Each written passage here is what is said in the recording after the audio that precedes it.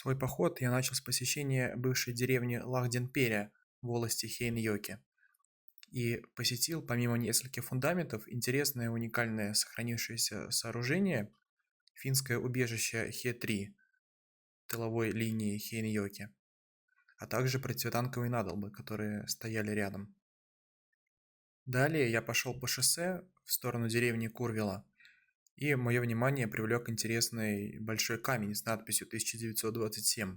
Уже дома я почитал в интернете, что этот камень поставили, надпись точнее, набили в честь завершения строительства дороги Выборг-Хейньоки в 1927 году. После этого, посетив также еще несколько фундаментов деревни Курвела, я сел на автобус и доехал уже до поселка бывшего Рицтепяля. Выйдя из автобуса, я двинулся на юг к бывшему озеру Эврепян-Ярве и деревне Копрола, а также укрепрайону Сикниеми. Деревня Копрола была большой деревней с интересными домами, которые сохранились некоторые до наших времен, но в основном сохранились именно фундаменты, большие-большие красивые фундаменты. Это была обычная сельскохозяйственная деревня, подробнее о ней можно почитать в одной из серий книг «Корейский перешеек. Земля неизведанная», а именно в 13 части. Меня также привлекло расположение этой деревни и интересная, очень-очень интересная история озера Эврепян-Ярве. Посещаемое мною место мне стало интересно сравнить с различными старыми картами, и я полез в интернет и скачал оттуда несколько карт. Перед вами карта 1775 года, и можно видеть совсем небольшое озеро Мола, нынешнее Мола-Ярве, и севернее него как раз-таки озеро Эйюрепяен-Ярве.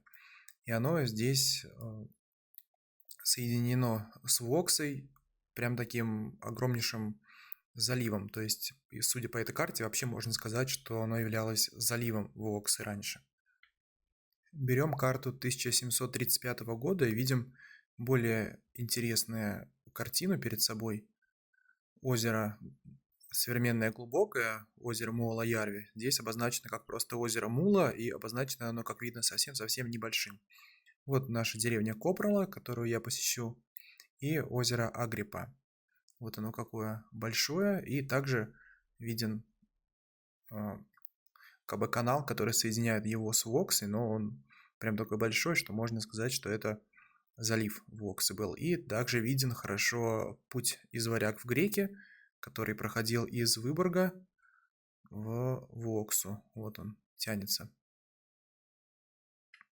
На следующей карте 797 года можно видеть, что озеро Эйюрепя-Ярви в 2 или даже больше, чем в 2 раза больше, чем озеро Моала-Ярви. И также видна наша деревня Кобрла.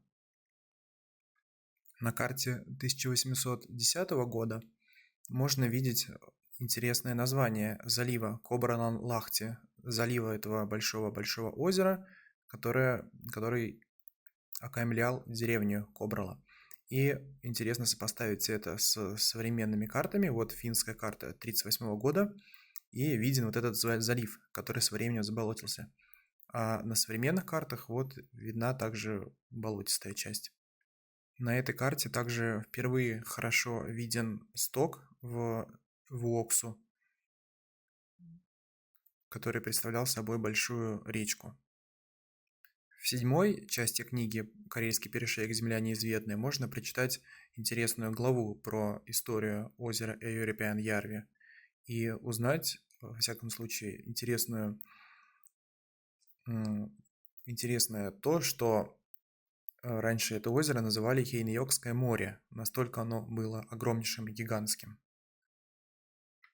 В 1818 году началась Воксинская эпопея, когда при прорыве канала из нынешнего Суходольского озера в Ладогу весенним паводком размыло воды, и постепенно стала уменьшаться площадь Суходольского озера, оно резко начало падать на несколько метров, и в 1857 году еще больше стало это в результате второй катастрофы. Об этом можно прочитать в интереснейшей статье «Воксинская эпопея». И это повлекло за собой обмеление озера Эюрепяйн-Ярви. На карте Кальбрингена 1855 года можно видеть интересное название Пуратсин, что переводится как протока, небольшой ручей, который соединял это озеро с Воксой. Тут впервые дано ему название. Постепенно эта протока начала зарастать, мельчать, так же, как и само озеро. И образовалась речка, которую назвали Салминкайта, которая переводится как каменный пролив. Салми пролив, а Кайта это, как мне перевел интернет, камни, пороги такие небольшие. Вот. И здесь на уже карте 1930 года очень, очень интересно прослеживается русло бывшего пролива, вот какое оно было и как это все стало мельчать. И также эти озера Эврипян-Ярви.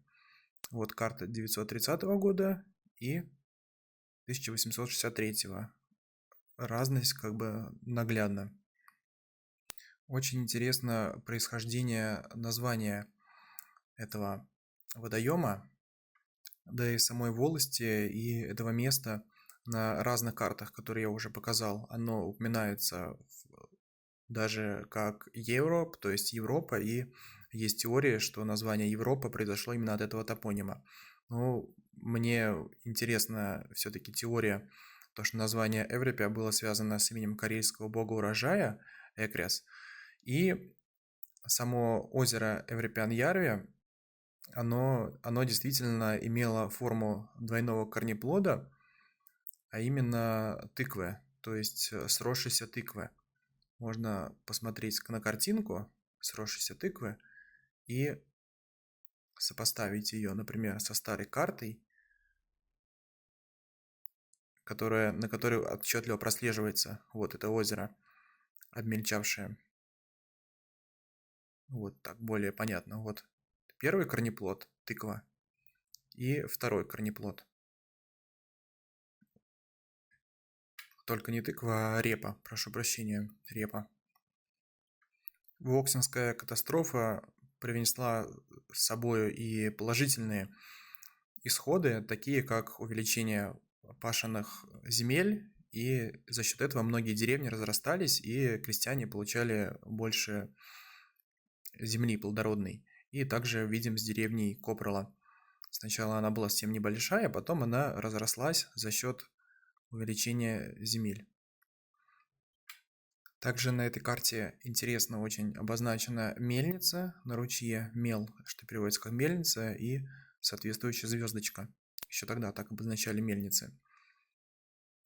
На других более поздних картах этой мельницы уже нет, то есть здесь был небольшой ручей, водоем, потом, видимо, все это пересохло или совсем-совсем уменьшилось, и на последующих картах здесь ничего такого нет. На карте самой свежей, довоенной, этих мест обозначен ручей Копели-кон-Ойе, что переводится как холмистый ручей, примерно так. Вот, но видно, что он течет, как мне кажется, совсем не по холмам, либо просто спускается вниз. То есть вот здесь не течет все по бывшему берегу, по бывшему озеру Эврипян-Ярви. И то есть не по лесу, если включить даже современную карту, он вообще не обозначен, а если включить спутниковую карту, то, ну вот, можно, да, наверное, его прослеживать. Сейчас это просто какая-то канава. Помимо отметки на карте болотистых мест, на месте бывшего озера Эврипян-Ярви или Хиньокского моря, можно также увидеть высоты, где его не было. То есть и характерно можно понять, что вот здесь вот его не было, где вот такие вот буквы L, это значит сосны, сосновый лес, высоты, линии высот. И вот здесь внизу уже их практически нет. Вот где расположились финские хутора, здесь раньше было озеро. В своем походе я около вот этого озера Хюмерниеме-Лампе, на берегу которого я и заночевал. Кстати, название его переводится как «Озеро на хмельном мысу». Я посетил развалины какой-то советской суперсекретной военной части 50-х годов. Потом впоследствии книги я прочитал, что это был испытательный полигон Академии имени Можайского. Дальше от этого озера я пошел вниз, обойдя высотку, и прямо-таки почувствовал, что спустился вниз. Лес заметно ухудшился, начался вместо сосен лиственный лес, и я как бы вошел в урочище Сикниеми, которое являлось местом ожесточенных боев в феврале 1940 года. Я посетил много опорных пунктов финской обороны, окопов, также памятник погибшим в войне, и дальше уже дорога совсем стала плохой.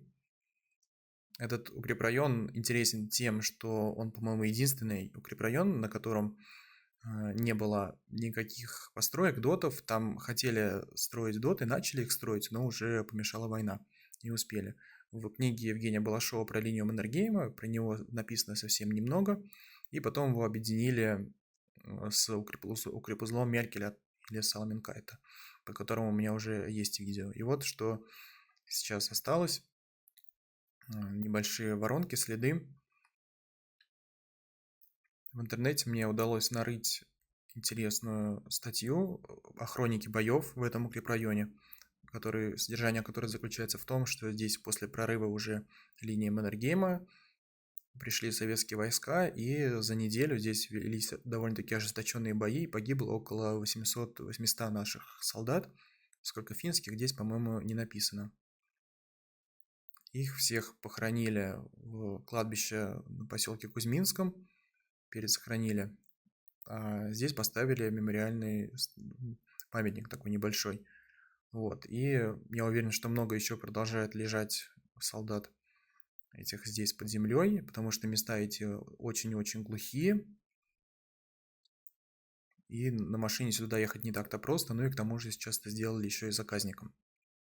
На следующий день после своей ночевки на озере я пошел мимо некоторых хуторов и хотел подойти все-таки к берегу нынешнего озера Эврипян-Ярви, но, к сожалению, не удалось подойти, здесь все в ужасных зарослях, заросло, и одни камыши.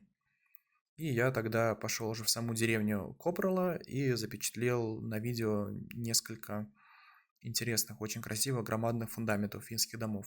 Также мне удалось посетить фундамент дома Шутскора, финской военизированной организации, направленной на защиту Родины.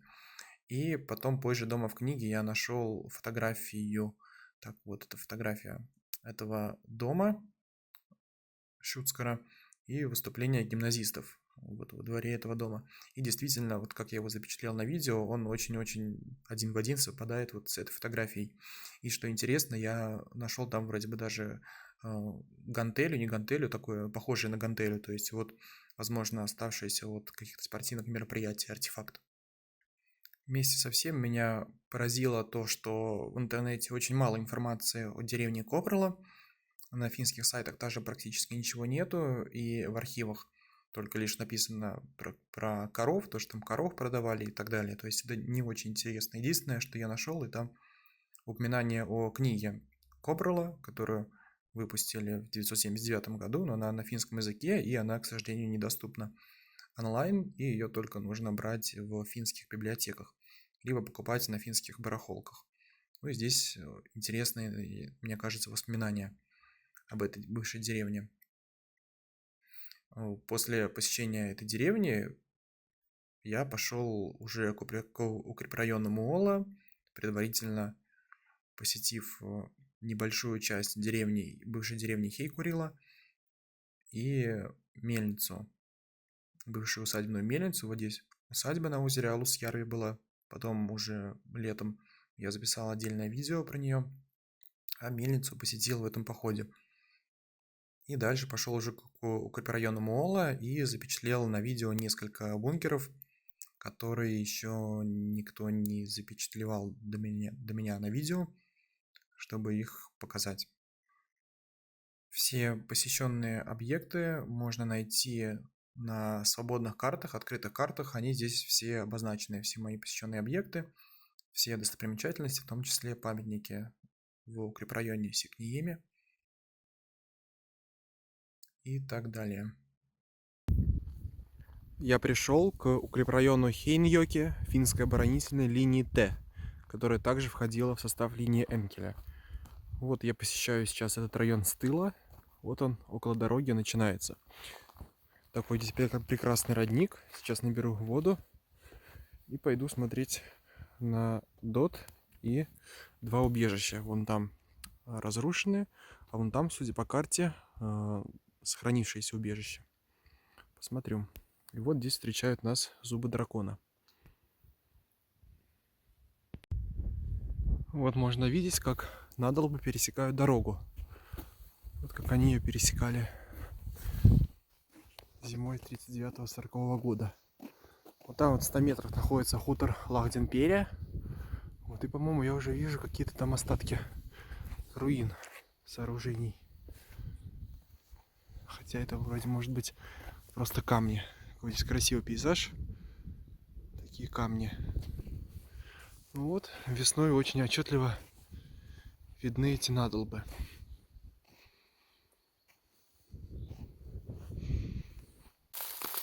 Подхожу я к финскому хутору Лахденперия.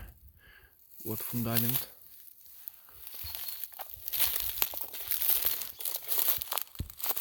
Одного из многочисленных домов.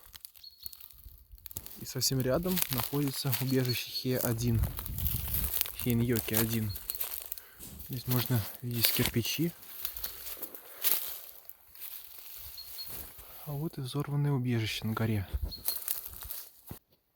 Можно увидеть куски арматуры при подходе к объекту.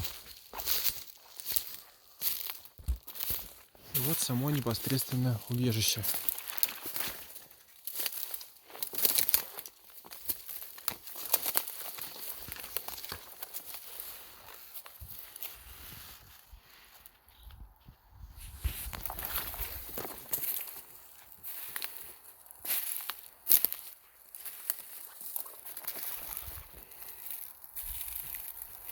Вот окопы к нему ведущие. Так, вот это убежище во всей своей красе. Вот такой вот.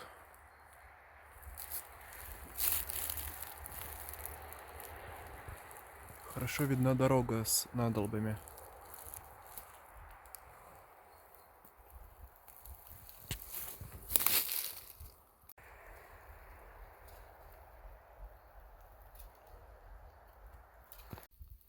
Совсем рядом с объектом расположена интересная такая стрелковая ячейка. Видны валуны. Вот. Вход сюда. И вот здесь отстреляли. Похоже это, конечно, на погреб хутора, но я думаю, это все-таки построенная стрелковая ячейка. А вон там вот, по-моему, фундамент еще одного дома хутора.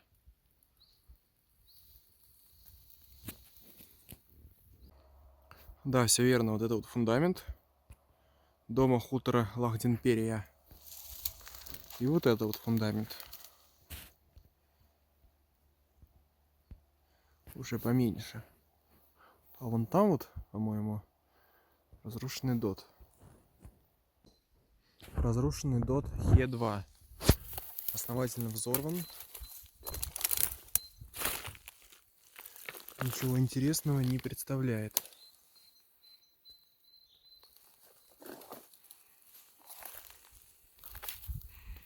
Находится рядом с убежищем.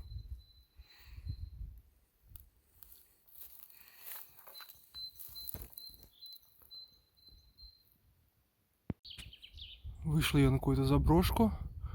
И вот здесь лось стоит. Вижу я лося вдалеке. Только что он на меня посмотрел. Не знаю я, что делать. Как его обойти? Может быть, пошуметь стоит? Вот, я сейчас как-то пошуметь, чтобы он ушел. Вот, поглядывает. Настороженно.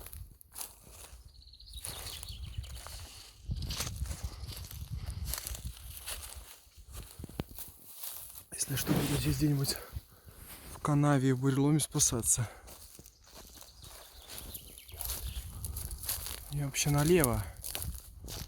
Даже неохота его здесь видеть. Пасущимся.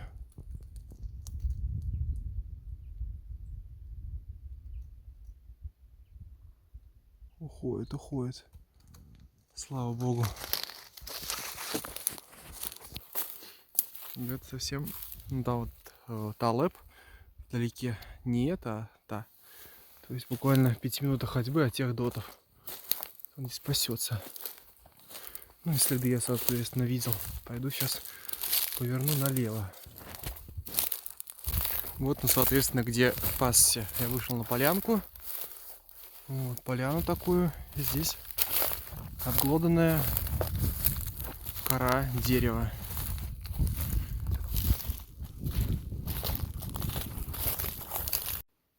Я стою около хутора Нитупелонмяки. Вот, видно такую интересную постройку. Какой-то такой открытый погреб или что. Тот, который я видел около дота, был таким же, но только в 2 раза меньше и ниже. Вот, поэтому есть основания предполагать, что та постройка это не вырытая стрелковая позиция, а это как раз таки остаток от ледника или что это финского. Вот такой хутор. Вот еще там такой прям огромнейший фундамент. А, кстати, вот рядом торчит дом. Желтый дом. Но я надеюсь, судя по всему, он заброшен.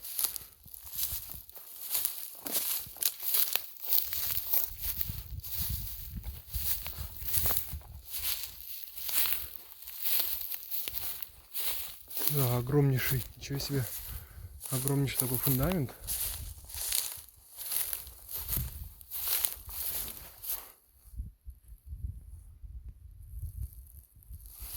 Такой вот.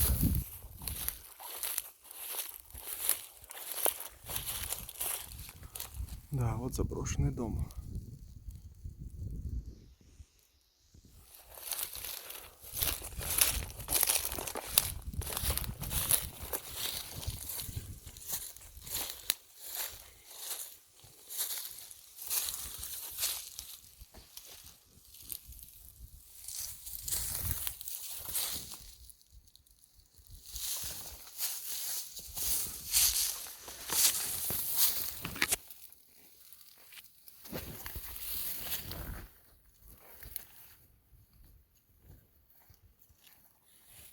Вот какая красота.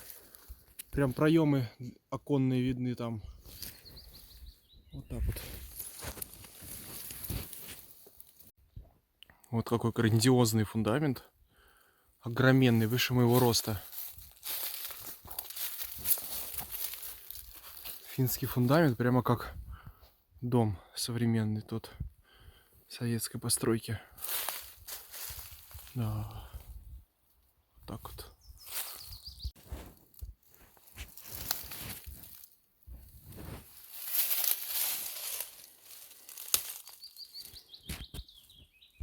В 50 метрах за фундаментом в лесной чаще, около загадочной столетней ели, большущей, сохранилось в своем первозданном виде финское убежище Хе-3 линии Энкеля. Хейньоки-3. Такое красивое очень. Похоже, я видел в Сяйню в прошлом году. Верхнечеркасово. Такое вот. Здесь даже железные опоры сохранились. Ничего себе. Такая лестница большая. Пойду изучать. Итак, я первый раз в жизни спускаюсь в него.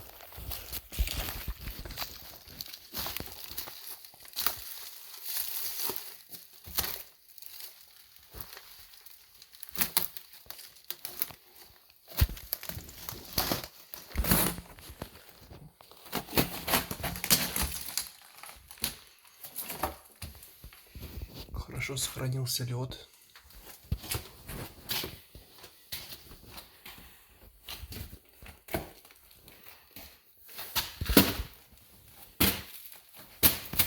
Вот.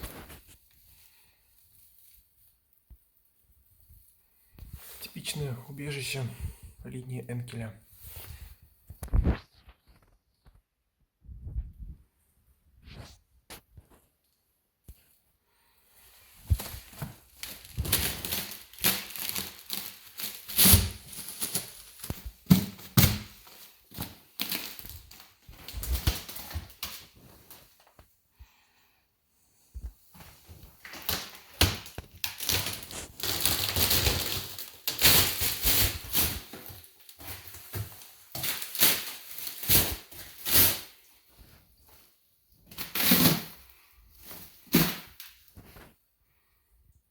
А вот здесь можно видеть какую-то, похоже на взорванную часть.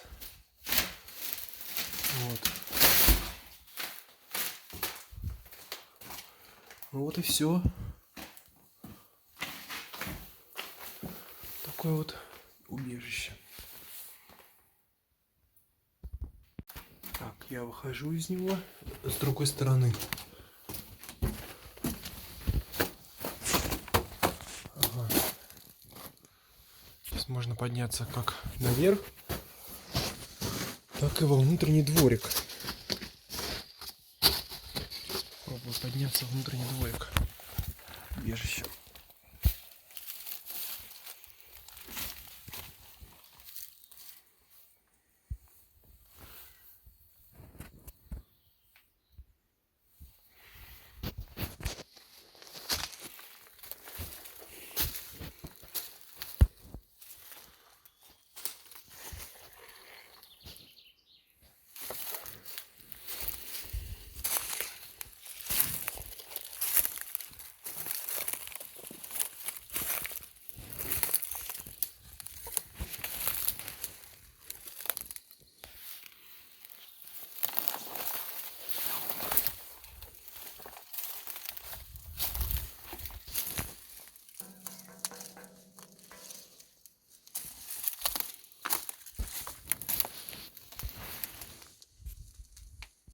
А вот и противотанковые надолбы. Я вышел обратно на поле.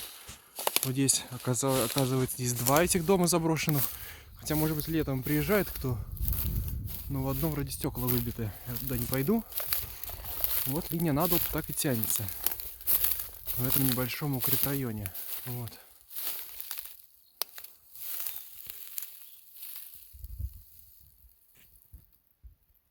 Иду я по дороге и вижу камень с надписью 1927.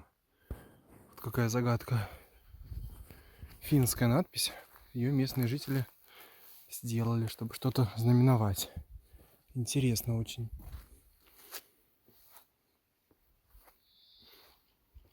Большой-большой валун. Пришел я по дороге к деревне Курвела. И вот здесь фундамент хутора Курвела, одноименное название. Такой большущий фундамент.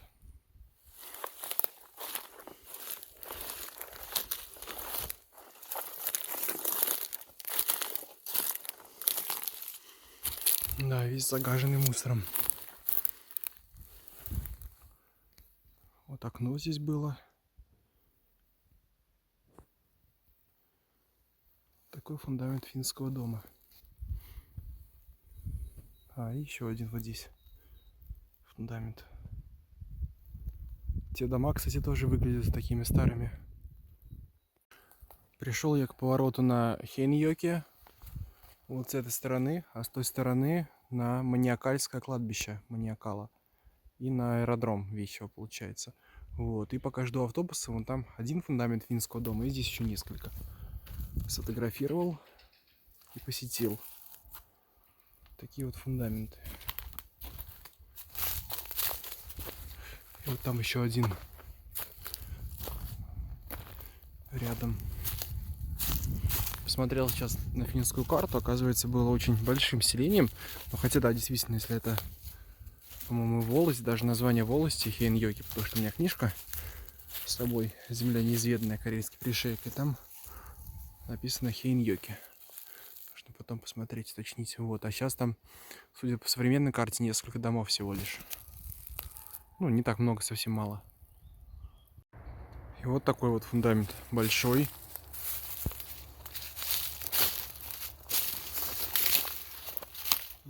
какое-то строение. И за ним сразу такая воронка, наверное. Вот. Нахожусь я в деревне Ристсепяля или же Житкова.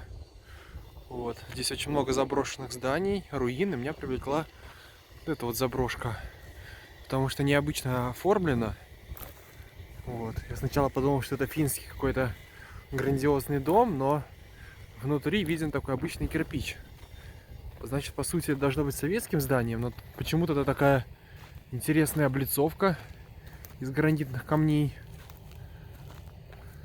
Для красоты, наверное, все-таки это финская постройка. Какие-то предприятия левые шумят. Непонятно. Да, наверное, финская. О, какая красота внутри.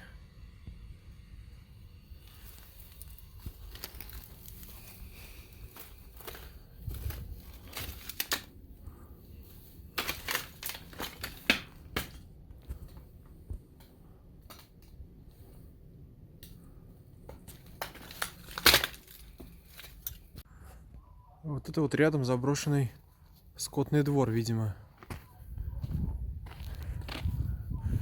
И также здесь вот такая облицовка интересная. Вот. Вот это вот, наверное, для машин, чтобы они сюда поднимались. Короче, в советскую эпоху здесь бушевало сельское хозяйство.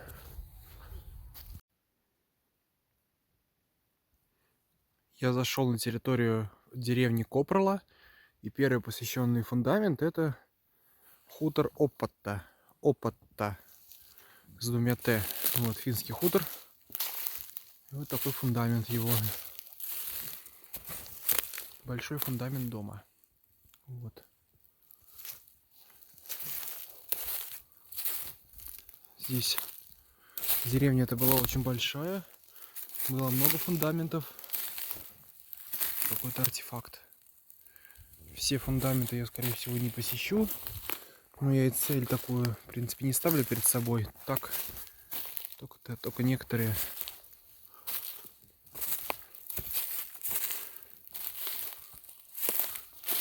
Вот. В хорошем таком лесу находится. И рядом поля, которые вот владельцы возделали, финские поля. Вот еще какая-то железяка. И хозяева хуторов разделывали эти поля. Вот, а вот и рядом с домом, вот это колодец, мне кажется, какой-то был. Вот. Углубление такое. Вот.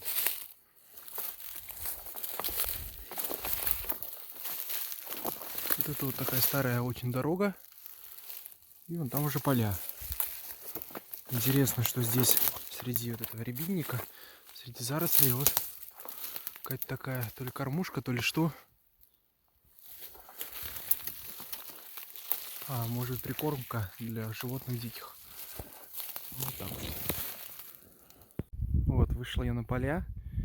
Тут такая красота. Очень красивые поля. Тишина. Следы от лося. Бегали тут. Вот на этом бугорке был еще один дом, обозначен на карте, но название хутора не обозначено. Я стою на месте бывшего хутора Такала. Здесь только такие нагромождения. Вот. Земли, под ними может быть фундамент. Какое-то бетонное кольцо.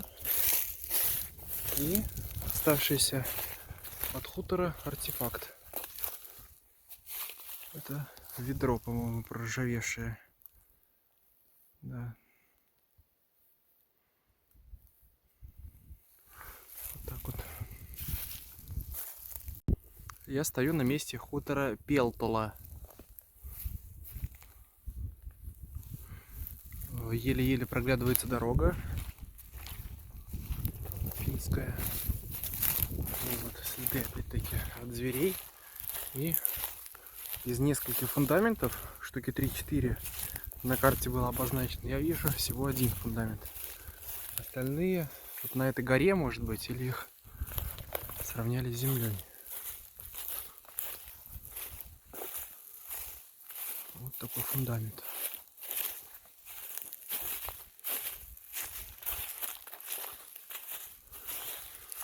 Хутор Пелтала.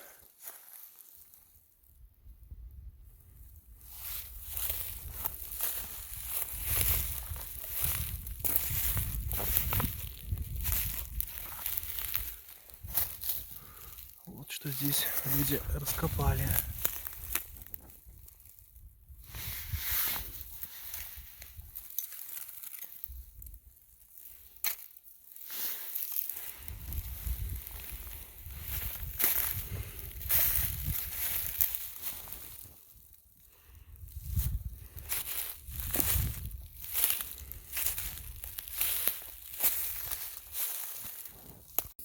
Недалеко от озера Глухово я в лесу нашел такую вот штуку. Рядом очень много раскопанных мест. У меня на карте здесь было отмечено, что это, возможно, какой-то полигон 50-х годов. Вот, что-то здесь испытывали, ракетное. Вот, но эти такие вот раскопанные штуки, ямы, наводят на мысль, что, может быть, здесь могилы раскапывали. Ну да, это нет, это не финское убежище. Это от взрывов от каких-нибудь сюда вот зайти. Или вот смотреть, наблюдать. Вот, для глаз прорези, да. Советская, стопудово. Такой вот бункер.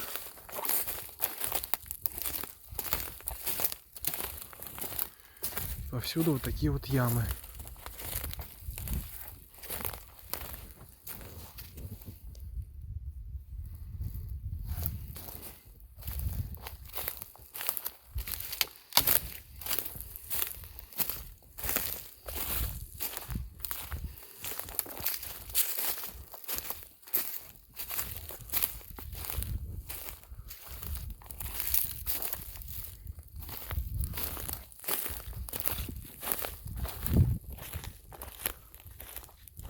Что-то здесь такое было. Нечистое советское.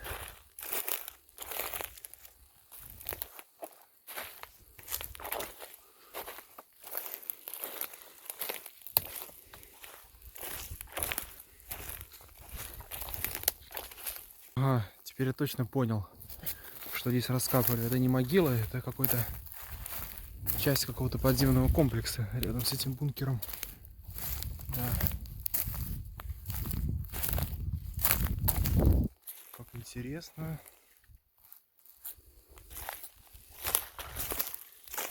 А это вот, я принял это за костровище издалека. Это бетонное крошево, оказывается.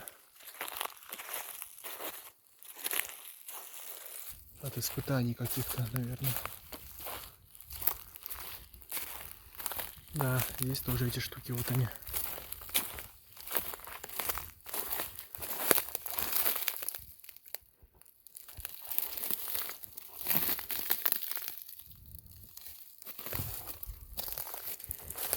А вот я пришел к озеру Химениермен Лампе, называется по-фински, или Глухово по-русски. Русское название. Вот такое озеро интересное. Очень хорошая, шикарнейшая стоянка здесь. Хотел бы, конечно, здесь заночевать сегодня. Я присмотрел стоянку на Юрипяин Ярве озере, но там она должна быть такая в дурацком в мокром лесу. Вот. Но от нее придется еще порядка 3 километров сюда идти. Я приехал поздно, мне еще посещать Сикниеми, поэтому не знаю, как получится, но хотелось бы, конечно, здесь заночевать. Вот такая красота. Здесь купаются летом.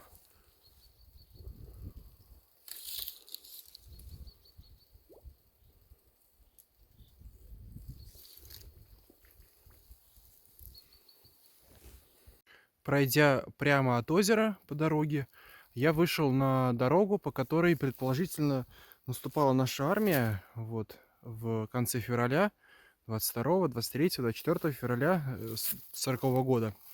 940 года. Вот, здесь эти дороги встречаются, две дороги. Вот это основная, и вот здесь я заметил, прямо рядом с дорогой такие осколки каменные. Я вот не знаю, что это. Может быть, это какое-то сооружение. А может быть, судя по такому камню, более светлому, это все-таки что-то, может, и советское. Ну, не знаю. Вот. Находится это в таком просто стратегическом месте. Я бы так прошел мимо, но навалены такие куски, как будто это бы все было взорвано. И яма такая, характерная яма. Вот отсюда я пришел. Вот эта яма. Явно, значит, что-то здесь стояло, было. Вот. На перекрестке дорог, как бы. Ну и вот дорога. Вот какая высоченная гора. Очень высокая. Природа здесь просто отпадная, камни. Прям как в Выборге. Красота. Вот. И вполне возможно, что с этой горы финны русских и стреляли в них. С этой горы сидели на ней и расстреливали. Потому что наступление велось оттуда. Так, ну и вот я сейчас иду по этой дороге к Сикниеме. Что-то мне подсказывает то, что заканчивающаяся через 100 метров дорога на OpenStreetMap и вот там показавшиеся березки означает то, что впереди будет жопа, а не дорога. Вот. А вот этот вот сказочный лес сейчас кончится сосновый.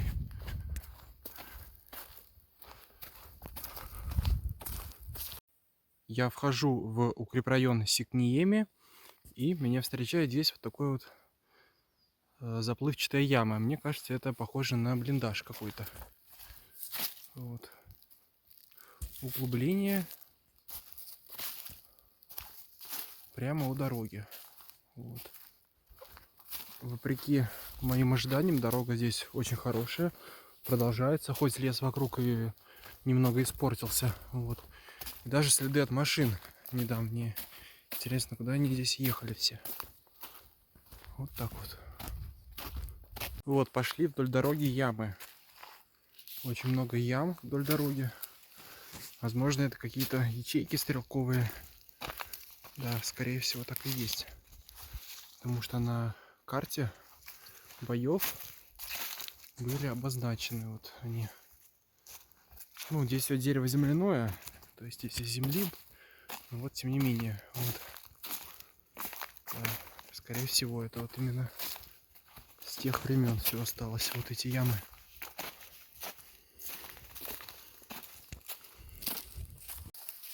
Вот эти стрелковые позиции, стрелковые ячейки. Вот они на каждом шагу здесь.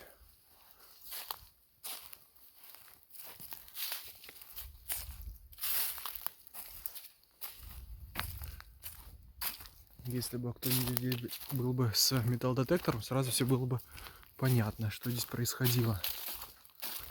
Так вот.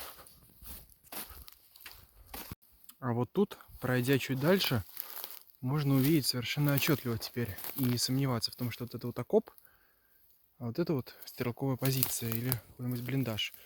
Вот здесь был вход в нее, вот, и направлена она как раз таки вот туда, откуда наступали советские части. Вот окопы. Вот оплывчатая такая. На подходе к хутору Пало-Кангас. Вот он там, а здесь вот поле.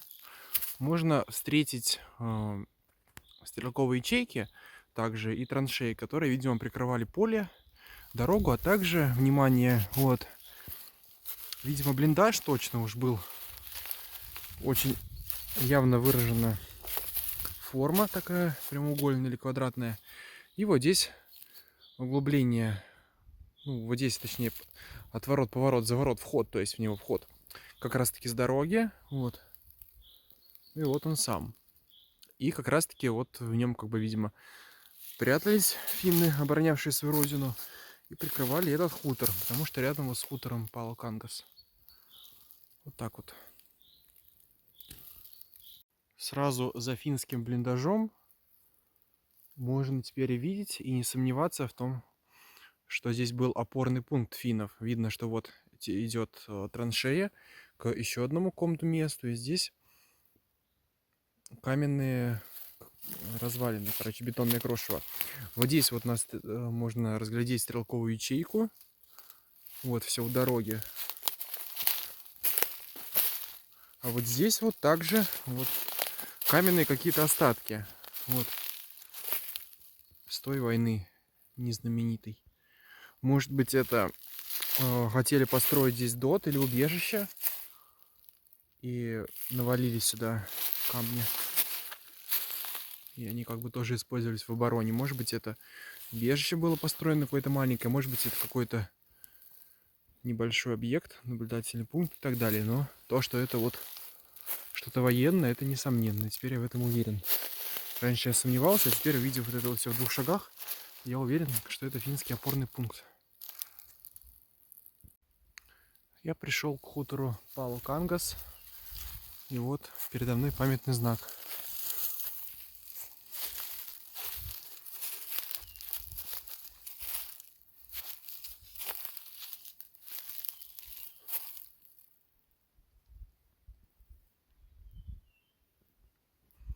800 человек погибло, русских солдат.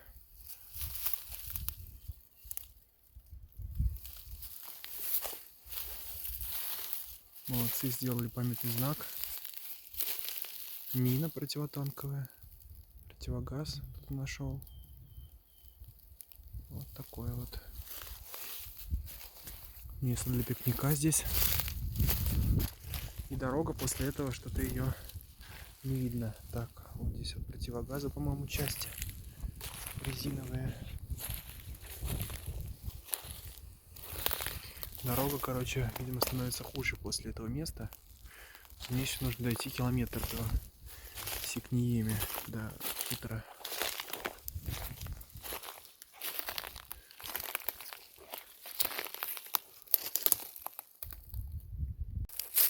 Рядом с хутором Пало-Кангас, остатки которого я не нашел, вот люди установили памятный крест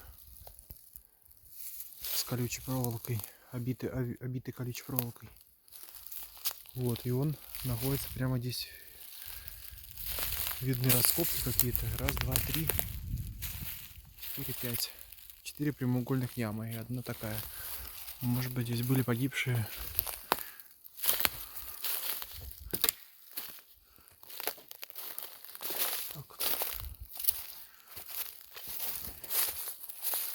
Такая опушка.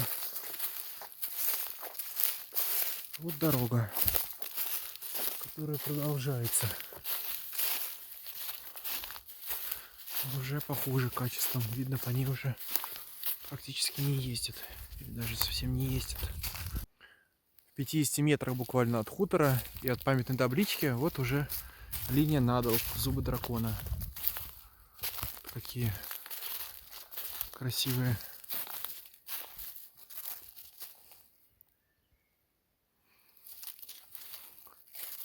Четыре ряда. Надолбы стоят 4 ряда. Очень много, конечно, рядов.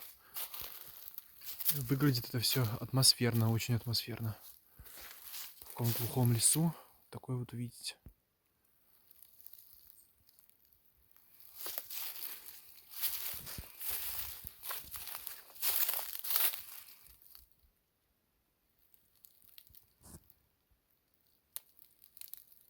После противотанковых надолб дорога резко ухудшилась, и я вышел на поля. Передо мной предстал, скорее всего, противотанковый ров финский. Очень ровно он вырод, и вот так вот теперь заполнен водой. Скорее всего, это он. Дорога вышла на поля. А поля здесь почему? Потому что здесь на этом конце поля и на том поле были 2 хутора. Ближайший хутор — это хутор Сикниеми, по названию которого был и назван укрепрайон. А дальний — это хутор Лехтола. Там при взятии хутора Лехтола погибло где-то около сотни бойцов советских наших. Вот. А хутор Сикниеми был взят, я прочитал, по-моему, 20 февраля. 4 утра. Вот. Вот так вот на этом поле полегло очень много людей. Места, конечно, здесь не очень неприятные. Неприятные они из-за ландшафта, рельефа. Вот. Так вот. Дорога финская, вот я по ней иду, шла прямо. Потом выходила в лес и шла краем поля по лесу. Финская дорога повернула в лес. И я вышел на хутор Сикниеми.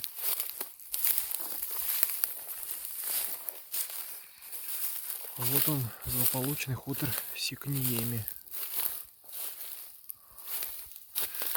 Тут были бои. Возможно увидеть попадание пули. Вот что здесь нашли копатели.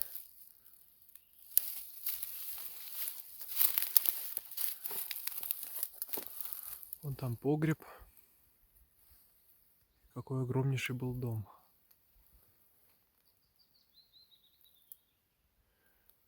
Взяли хутор. А зачем взяли? Захватили. Вот, чтобы вот эти вот такие вот руины были, и все. Полный дестрой.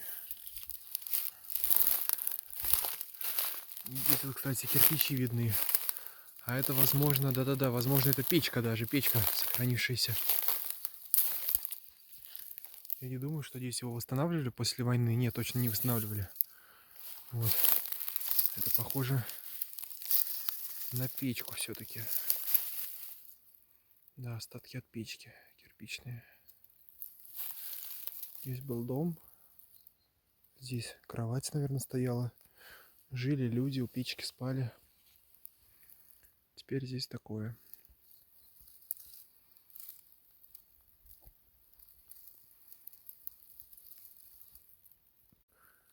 Вот это вот все фундамент одного огромнейшего дома. Насколько он был большой, как здесь хорошо жили люди. Вот так вот.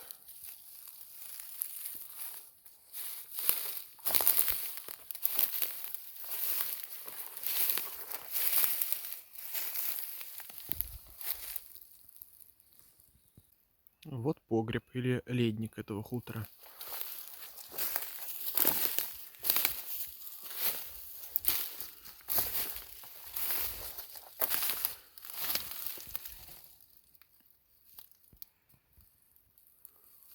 Вот он был весьма длинным. Обычно погреба просто такие полукруглые, вот, а этот был длинный. С какими-то дополнительными постройками. Интересно. Вот что здесь было.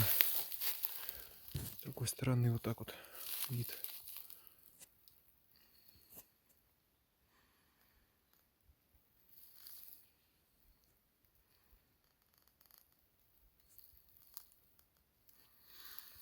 И вот поля, которые они возделывали, жители дома.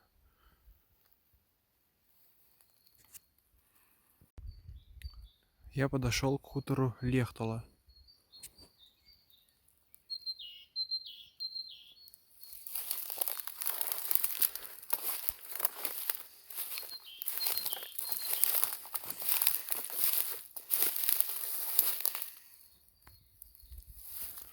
За него шли отчаянные бои. Дорога идет дальше. На перешейк озера. И там ручей. Вот, на ручье был мост. И дорога шла дальше. Теперь моста нету. Соответственно, по дороге это никто не ездит. Ну и я сейчас пойду назад уже. Наверное, все-таки к тому озеру. Потому что на Эйюрепяен-Ярве сворачивать дороги я не нашел. Ну, она в дебрях.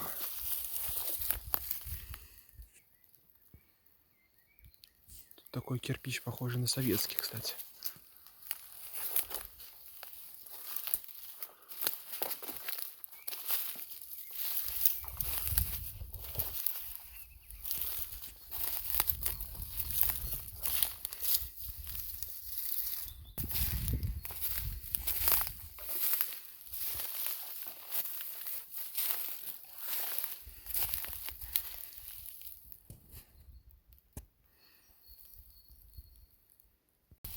Вот напротив хутора развалины какой-то постройки еще одной.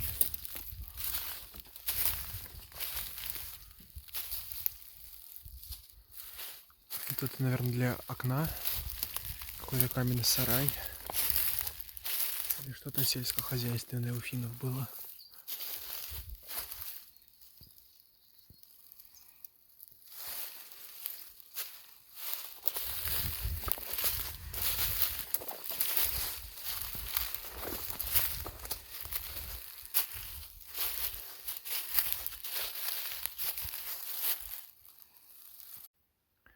Иду я назад.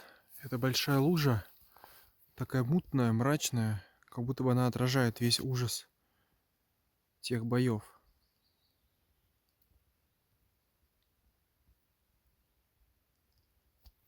Страшная лужа. И вот та тоже. Но поющие птицы говорят о том, что время идет, все меняется, и нужно только извлекать уроки из совершенных поступков, злодеяний.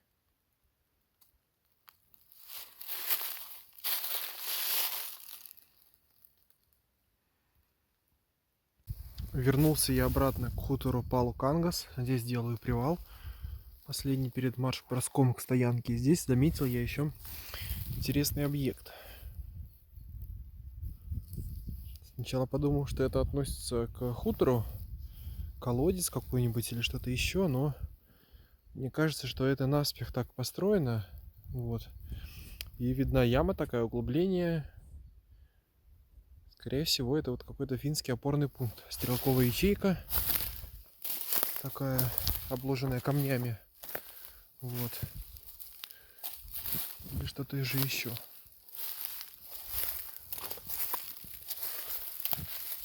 Слишком уж они так лежат интересно.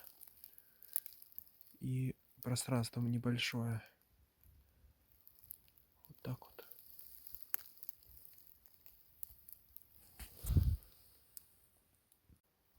Итак, встал я все-таки на этом озере. Хюмерниемен лампе. Дошел до него.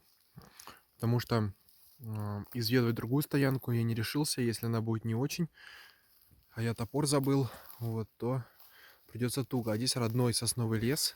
Поэтому здесь очень, даже очень хорошо мне. Сейчас 9:30, я уже почти поел. У меня царские сегодня блюда, бургеры. Я в Макдональдсе взял по скидке по 19 рублей. Там у них акция. Вот, бургеры. И сейчас поем, доем и буду читать книжку. Как раз таки про эти места. Про Хейньоки.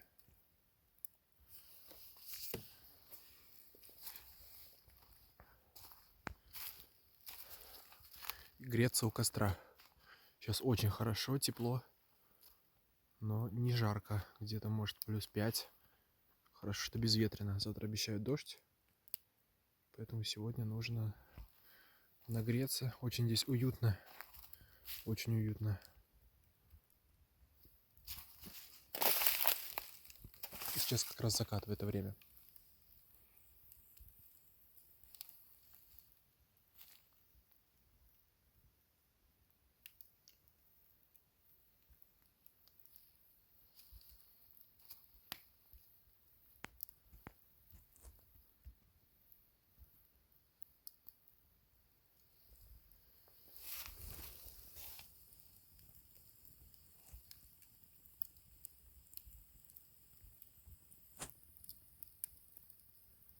Настал второй день моего похода, и я вышел к заброшенному дому лесника, который обозначен на Викимапе. Вот я увидел то, что дом лесника сгорел. Это, видимо, туалет только остался. Какая-то еще постройка. Вот так вот все печально здесь выглядит. Кстати, вот бочки, по-моему, для молока такие ржавые сохранились. На финских картах здесь обозначены тоже дома без названия хутора. Там с названием хутора, а не дальше. А здесь без названия обозначено. Ну вот так вот печально жил лесник, а когда он как бы умер или что, или ушел, то и дом сгорел.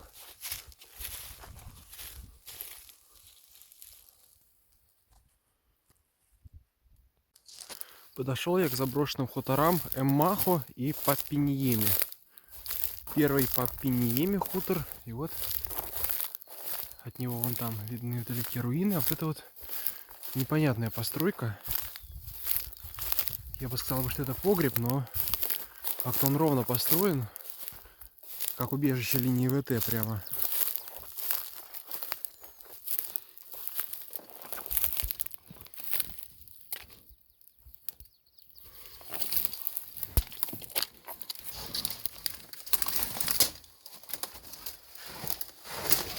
Ага. Короче, вот так вот. Купольное такое, как убежище. Или какое-то зернохранилище, скорее всего. Хутро. Да, интересно. Так, ну вот и фундамент хутора по Пиньеме. Разбросанные камни. Вот прослеживается фундамент. Рядом с этим вот хранилищем. Красивые посадки сосен. Кстати, рядом. Может быть, это от заказника посадили. Здесь же это заказник, Раковые озера. Я сейчас на нем нахожусь.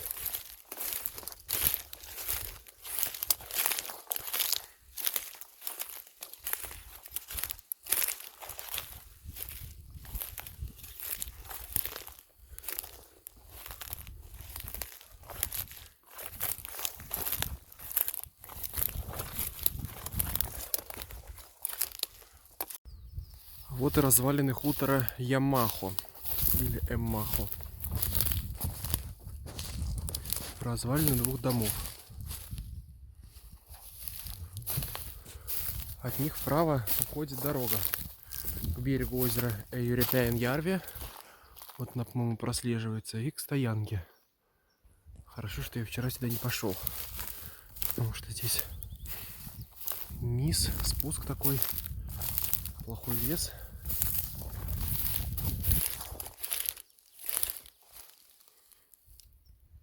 Старые кирпичи Сабико. Новые кирпичи без вот этой вот выемки полукруглой. А это старые кирпичного завода в Перкьярве. Еще один фундамент.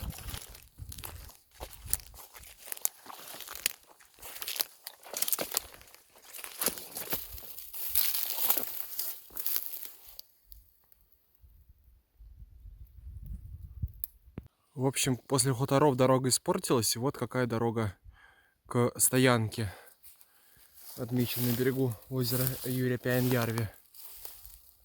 Я туда не пойду, хоть до нее и осталось 300 метров, потому что там на фото были тоже какие-то из нее камыши. Я-то хотел вид посмотреть. Вон там оно торчит, озеро.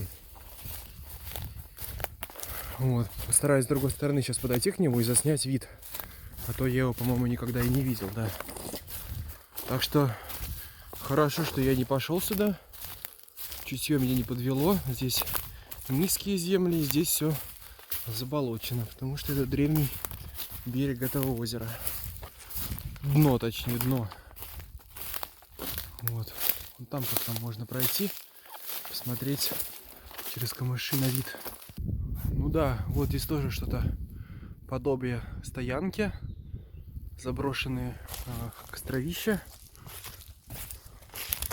Вот дорога сюда также выходит. Вот, в принципе, и все. Я пошел обратно к хуторам в обход этого озера. Да, ничего не видно, камыши здесь. Там бы я бы тоже ничего не увидел. Такое заболоченное озеро. Может быть, здесь когда-то, да, я уверен, когда-то здесь сюда въезжали и на лодке выезжали в озеро. Сейчас здесь так. Иду я обратно и подошел к погребу хутора Ахола. Вот такой погреб.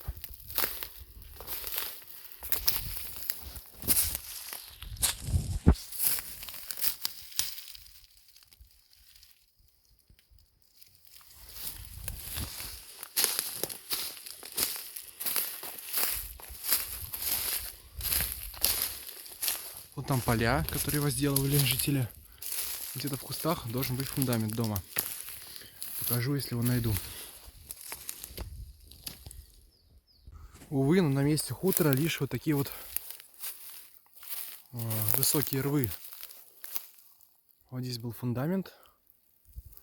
Камней мне никаких не видно, кроме вот этого большого.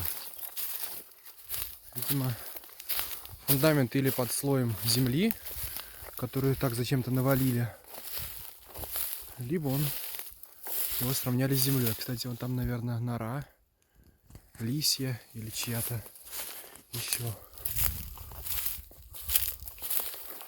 Так, а вон там вот что-то.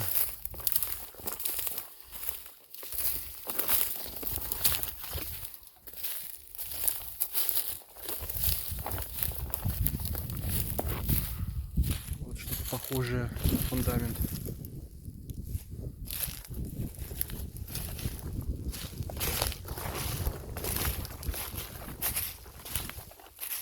Или нагромождение камней просто, да. Ну вот и все. Иду теперь к дороге, которая у края поля, и к другому хутору. Сейчас их будет много. Я подхожу к деревне Копрла. Это все хутора на ее краях. Сейчас я буду двигаться к ее центру. С двух сторон от дороги был хутор Хиетамяки, но его нету. Вот я снимаю то, что осталось на его месте. Его уничтожили. Он уничтожен полностью. Сравняли его с землей.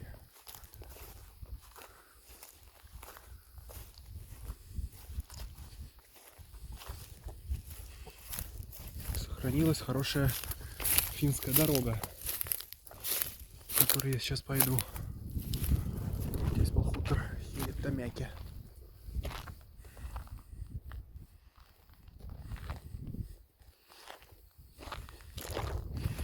Дорога красивая. Я нахожусь у памятного места на хуторе Тапола. По минимум 2 источникам здесь деревню Копрла бомбили советские войска, когда наступали после Сикниеми или когда во время наступления. Вот. И бомбили специально все дома, потому что в каких-то могли расквартироваться войска финские. И в этот дом, в Тапола, попала бомба. И прямым попаданием убила, по одной из версий, 12 человек и около 30 ранено. По другой версии из книги «Карельский перешеек. Земля неизведанная» убила 45 человек, 45 финских солдат. Вот. Здесь вот это произошло. Либо же вон там вот, там сейчас новый дом, но он стоит на старом шикарном финском фундаменте, таком большом очень. Вот.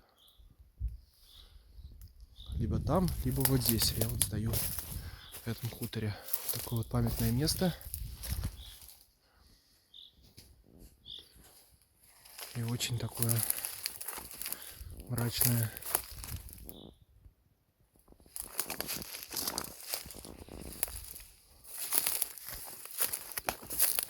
Здесь погибли финские солдаты, много людей.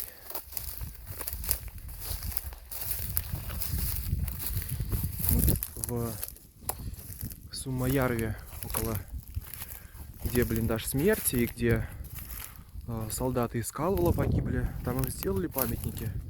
Я не помню сумму, цифру, сколько погибло, но примерно столько же или чуть больше.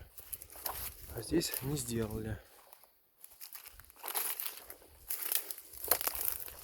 Места, наверное, потому что глухие такие, или если поставили, то наши потомки бы снесли. Вот так вот. Сейчас, как бы в память об этом, когда я подходил, пошел снег даже небольшой. Вот, накрапывать стал. Обещали дождь, пошел снег. Ну, хорошо, что не дождь. Такое вот место. Я почтил память невинно убиенных солдат, защищавших свою родину.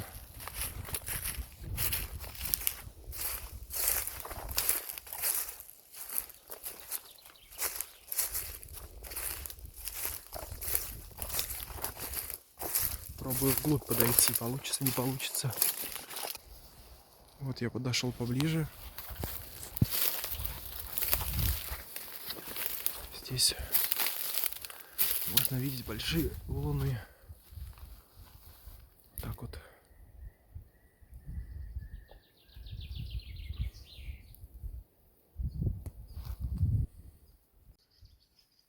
Вот, собственно, и фундамент. Я его нашел рядом совсем с валунами. Просто очень все завалено деревьями.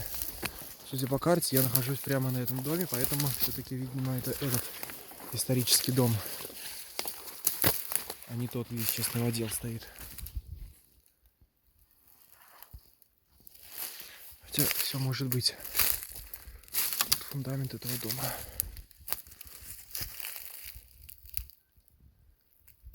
Большой фундамент. Еле-еле можно его различить за поваленными деревьями.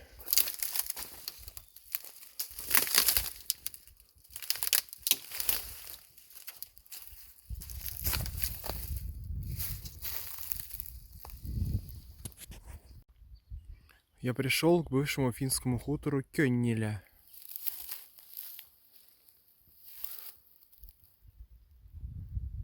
Вот там место смерти финских солдат, где я был.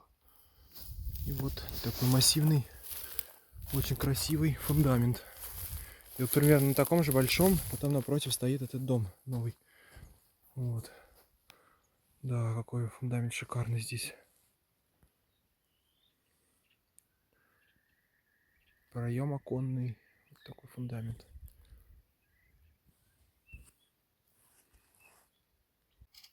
Рядом с фундаментом два вот таких вот погреба, наверное.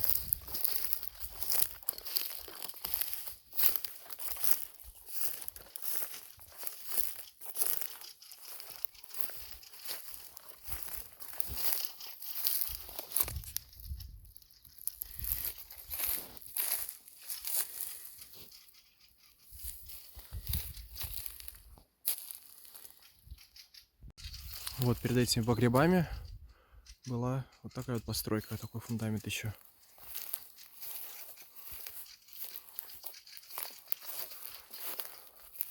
И вот еще большой фундамент.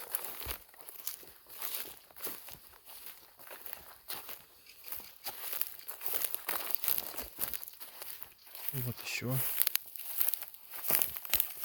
лопата, может быть, финская.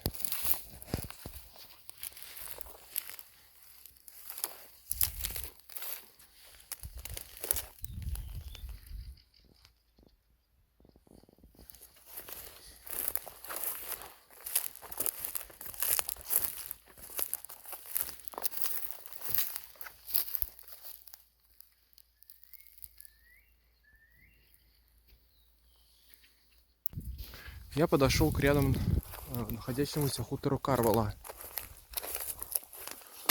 Вот, от которой я пришел, хутор. И вот Карвала. Здесь более все заросло, завалено точнее деревьями.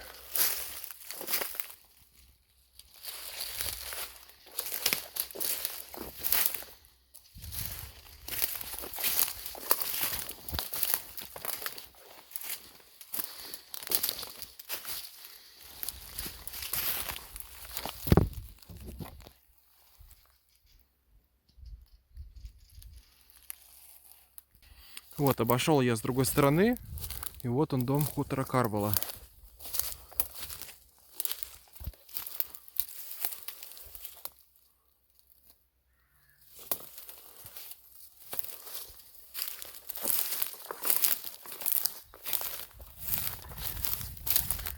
Развалины. огромный фундамент.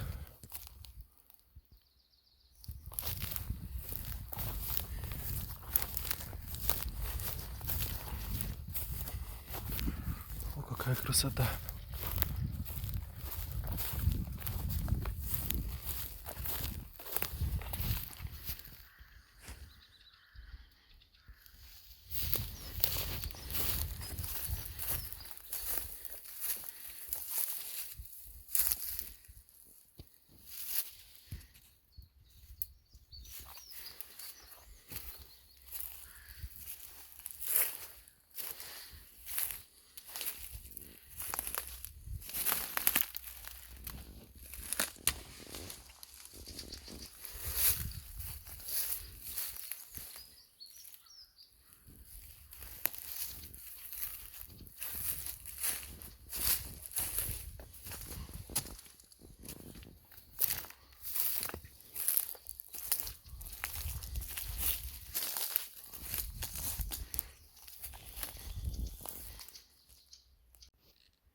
Я подошел к хутору Кивикко.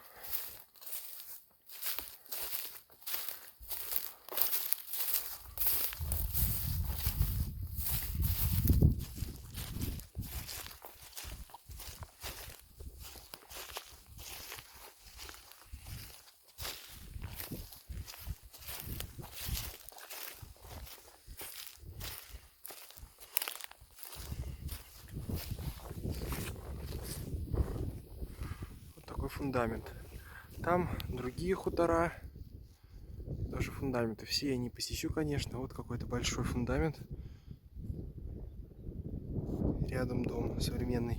Вот деревня Копрола. Хорошо, что что-то да сейчас дожило, какие-то дома дожили и используются. Деревня не мертвая, но очень небольшая по сравнению с той, которая была.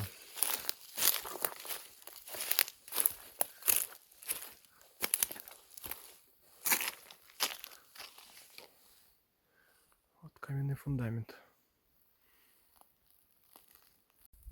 Вышел я на дорогу деревни, и увидел интересный дом. Скорее всего, финской постройки, заброшенный. Вот это рядом стоит заброшенный новодел, мне так кажется, да. Кирпич, фундамент новый. Вот, а вот это вот, кстати, след такой, похож на медвежий, но это вроде не медвежий. Какой-то, может быть, собаки, хотя не знаю. Ну вот. Я это принимал за фундамент. Получается, это так, как бы, само такое здание каменное. Ничего себе, на кирпиче.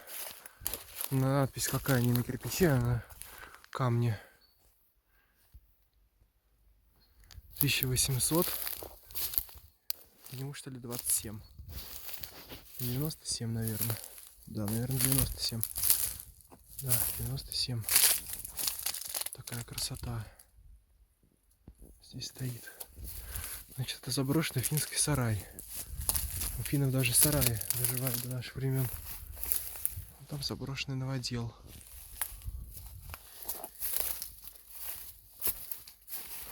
Может быть, скотник какой-то, скотник. Ну да, для коров жилье. Ничего себе, сейчас пойду с той стороны посмотрю.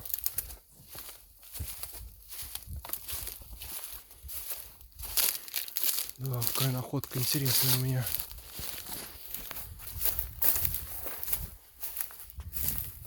Дорога даже есть. Используется, что ли? Такой амбар. А может, это просто был фундамент?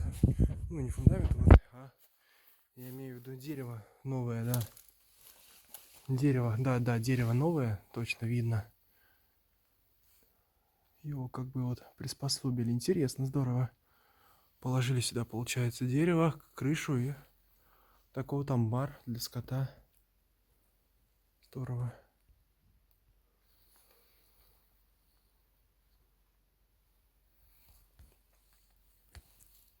Это очередной хутор около дороги. Вот. Дома не знаю какого периода. Только что я прошел через ферму с баранами. Прикольно было, они побегали. Вот так вот здесь. Вот там погреб и фундамент. Я подходить уже не буду. Вот там погреб. Потому что это типа чей-то участок, хотя он заброшен полностью. И там тоже заброшенный дом. Много заброшенных здесь домов, тем не менее. Новая жизнь на завоеванных землях не складывается. Вон там, кстати, большой фундамент. Нужно посмотреть. Фундамент дома хутора Пелтула. Рядом дом и фундамент такой красивый. С будкой.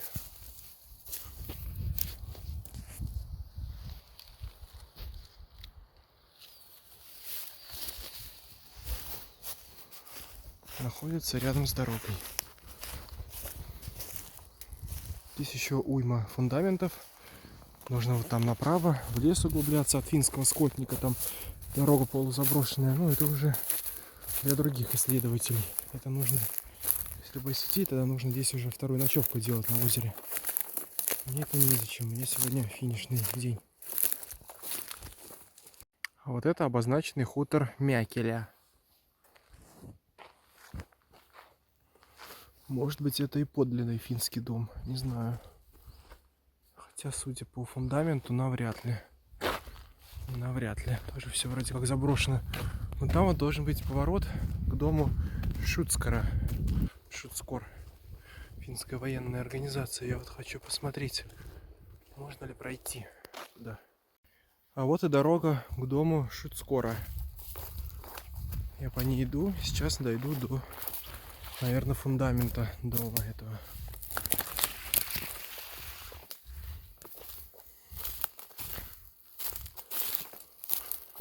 Так, ну вот он. Фундамент дома Шуцкора из валунов. Вот такой вот фундамент.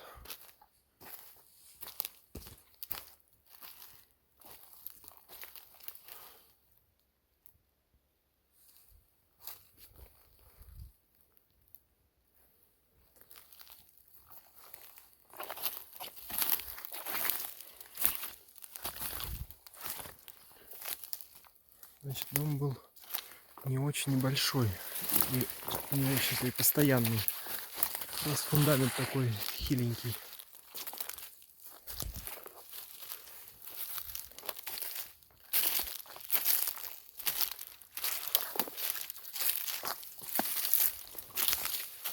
Какой-то артефакт. А, так, пардон, вот фундамент. А это, кстати, похоже на гантелю. Гантеля финская. Прикольно.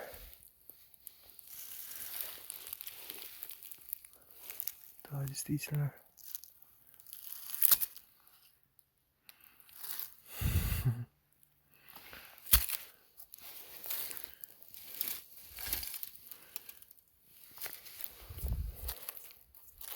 Значит, то было просто камни. А вот здесь, где ступени, вот здесь был фундамент. Вот так вот.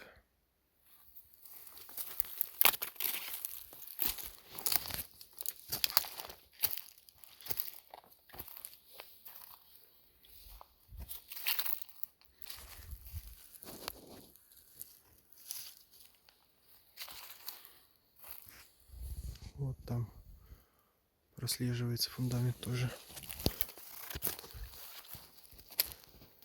Стекло, кирпичи.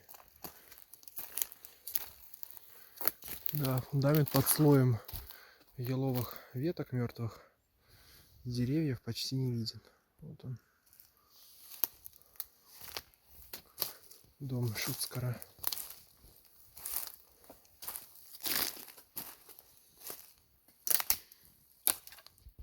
Там еще один артефакт.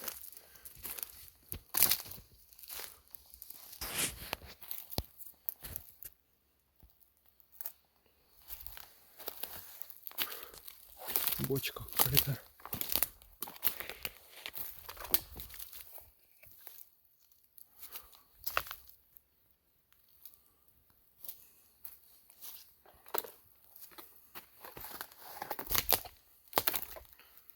Вот кирпич.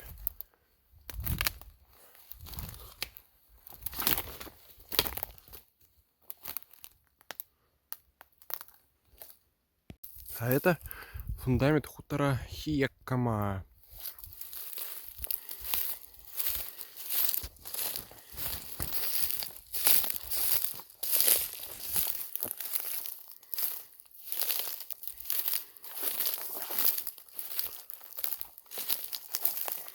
Большой фундамент, рядом вот еще один поменьше. Это похож на послевоенный.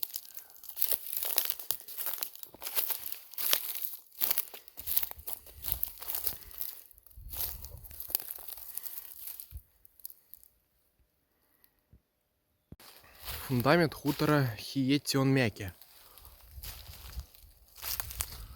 Одного из домов. Здесь было показано на карте большое хозяйство, много домов. Вот один из фундаментов.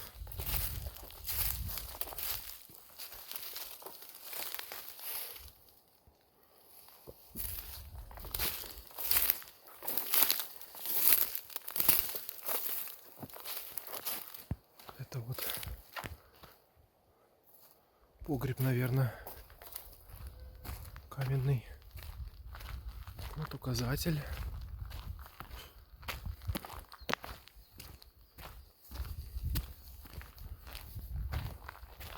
Мне вот сюда. Прямо. Хутора. Как интересно. А вот и остальные фундаменты этого хутора. Вот там вот один из булыжных камней, не обтесанных. И вот здесь погреб какой-то.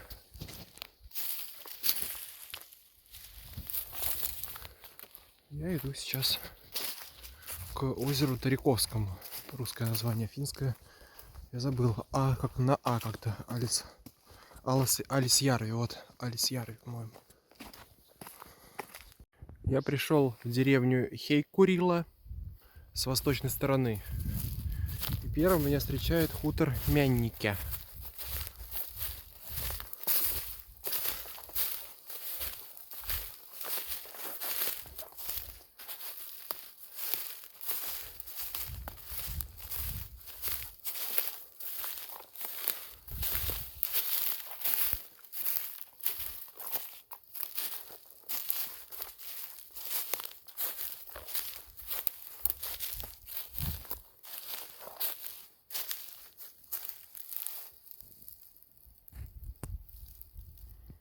Второй фундамент хутора Оджала. Прекрасная дорога, прекрасный лес. Вот фундамент. Там еще были какие-то постройки.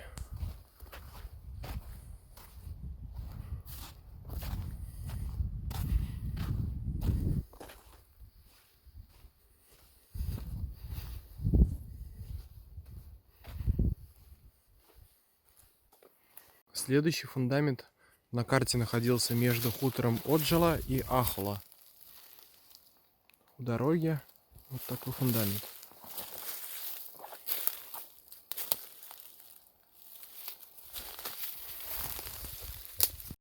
Вот и хутор Ахола.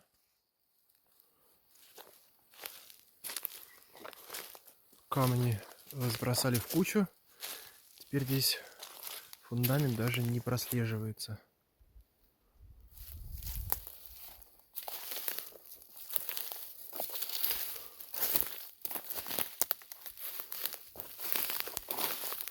Вот все-таки я нашел один из фундаментов домов хутора Ахола.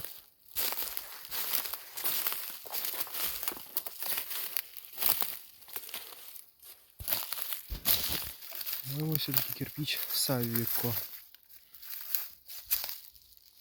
около... О.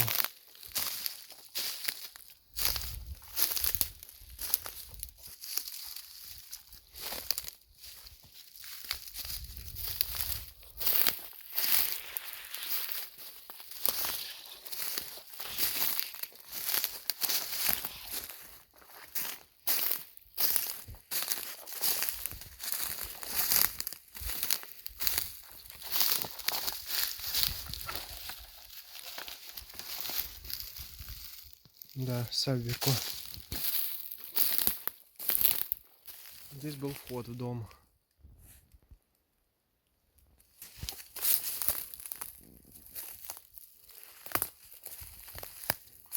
Хорошее очень место, потому что здесь сосны.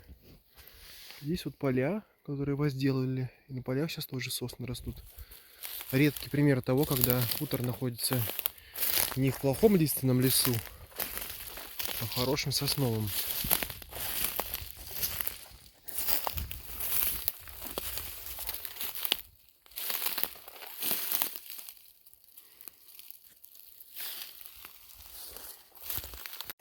Рядом находится еще один фундамент. Было большое хозяйство и несколько домов. Некоторые фундаменты уничтожены, а некоторые остались.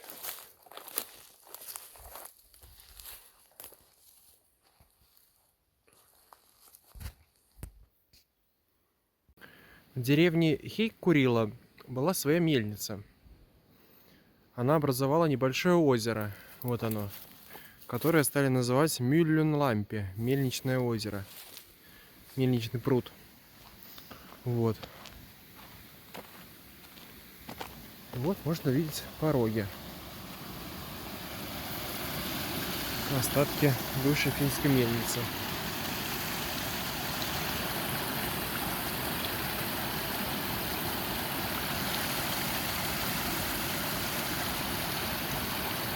Я сомневался, искал ее, но сейчас я, по-моему, увидел все-таки на финских картах такой кружочек, характерный знак обозначения мельницы. Вот, ну и судя по всему, это все-таки мельница бывшая. Где-то должен быть дом мельника.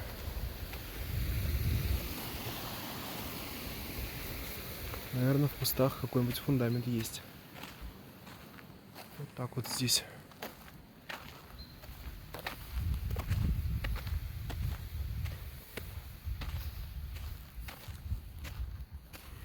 Вот я нашел, действительно, в лесу рядом с мельницей спрятался дом мельника. Или служителя на мельнице. Или сам мельничный дом, который это все дело выполнял. Так вот. Сейчас это все выглядит.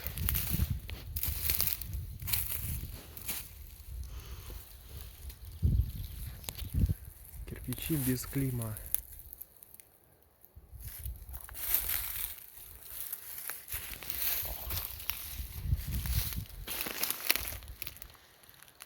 Итак, я дошел до укрепрайона Муола или Муоланкюля. Сейчас посещаю два объекта. Фундамент финского дома деревни Ильвис. Написано, что это хутор Алхола. Чудом сохранившийся подлэп. Ну и чудом сохранившиеся доты. Вот. Некоторые доты я не буду посещать, потому что я их, во-первых, уже посещал раньше, в 2021 году. Я здесь в велопоходе был. Вот. Во-вторых, уже времени поздно, много.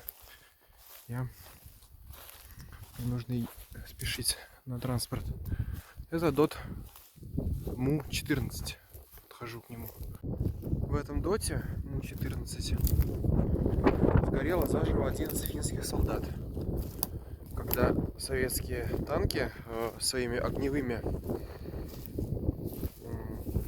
снарядами, огнеметами, видимо, вот сюда подошли вплотную и стали стрелять. Чудом спасся только один солдат финский.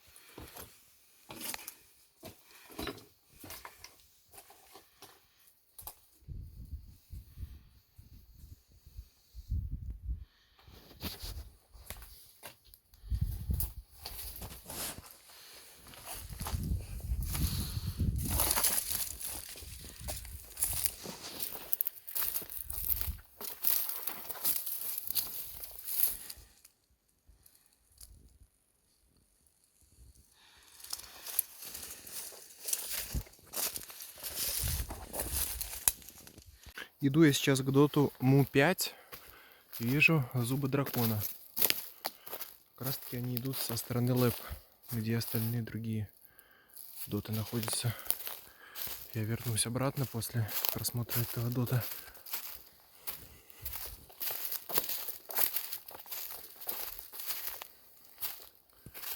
Какие-то ямы, возможно, какие-то позиции стрелковые.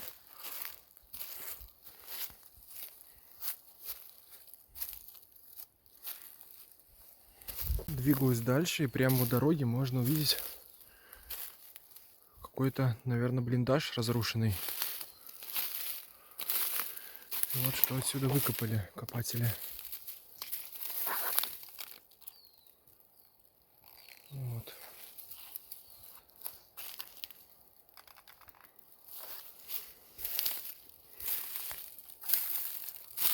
Не так давно, кстати, были.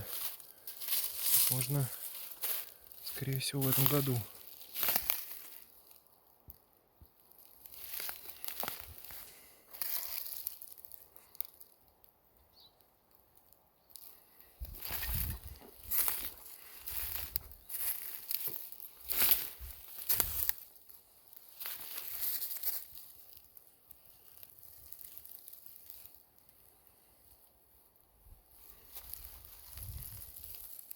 Пока иду к доту, иду мимо двух хуторов. Вот это Рантала. Дорога проходит мимо него. Здесь, конечно, дебри, но не очень большие. Пройти пешком можно. Обходить поваленные деревья. Вот. И вон там фундамент. Еще один вдалеке.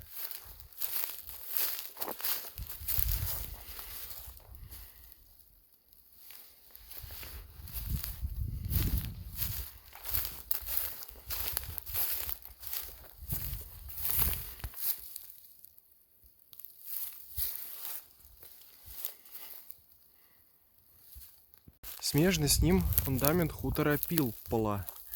Пилпола.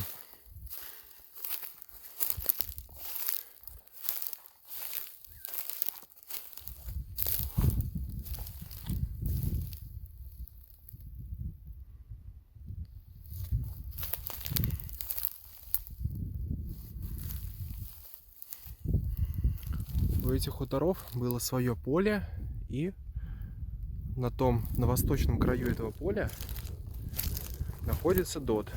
И дот прикрывал как бы эти хутора, дорогу, и самое главное, он рядом с болотом был. Вот.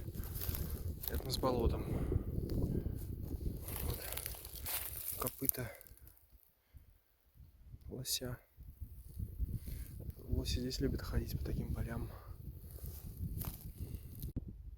На поле тоже обозначено несколько строений на финской карте. Вот это фундамент одного из них. Вот, это какие-то, может быть, были сараи. И вот я медленно подхожу к жалким развалинам дота Му-5. Вот. Такое поле красивое. Там дальше финская дорога в деревню. Но я пойду обратно, потому что еще должен посетить несколько дотов вдоль лэп.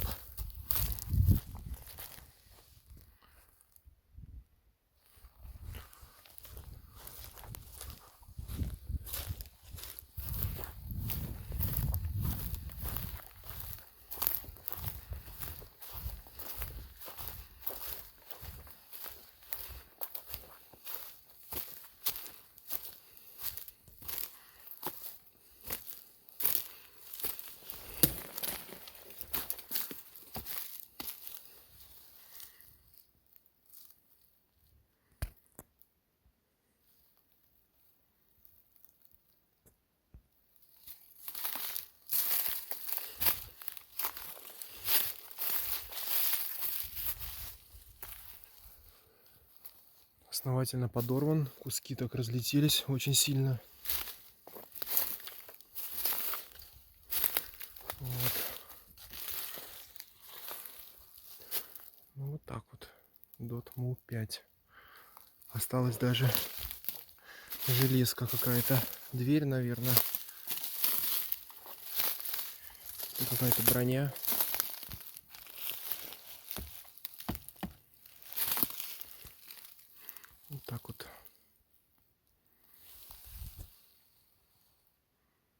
доту, видимо, подходит окоп. Ход сообщения. Вот, хорошо виден. Куски куда далеко как отлетели. А вот здесь вот какой-то отход в землянку. Землянка, может быть, была что-нибудь. А, или стрелковая позиция. Похоже, блиндаж.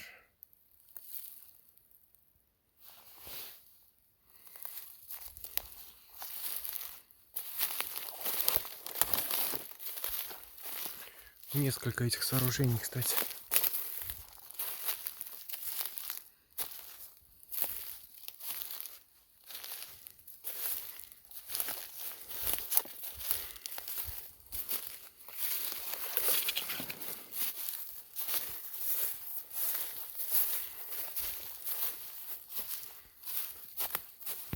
На горе между двумя просеками ЛЭП расположился ДОТ МУ-13.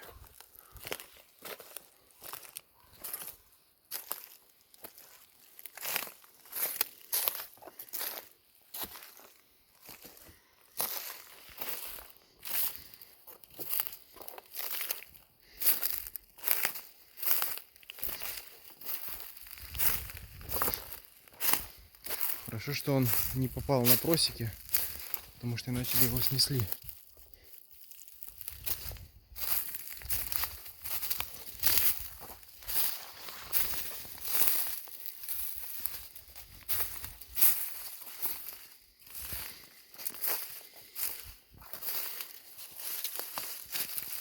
В принципе, так же, как и первый мой сегодня посещенный ДОТ, сохранился такой же сохран. Частично сохранен.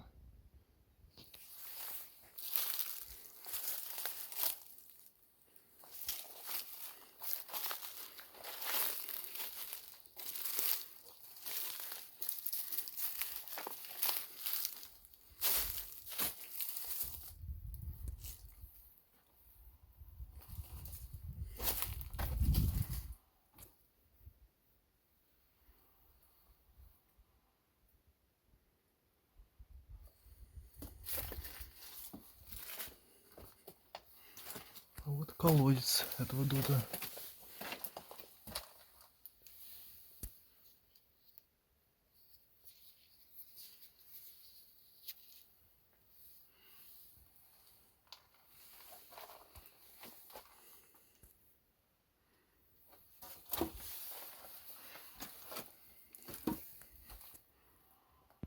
Я подошел к доту МУ-12.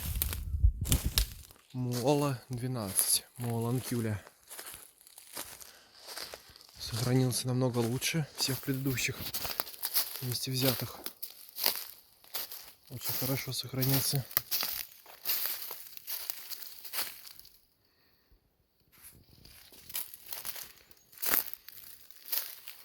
Такая громадина.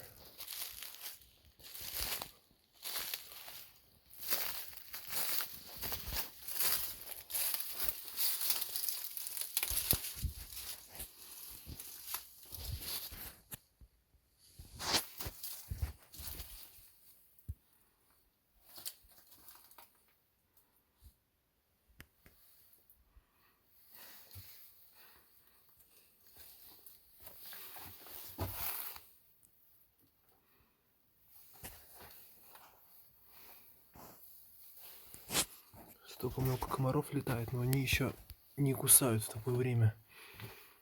В мае. Вот в июне уже будут кусать. Сейчас они летают просто так и не кусают.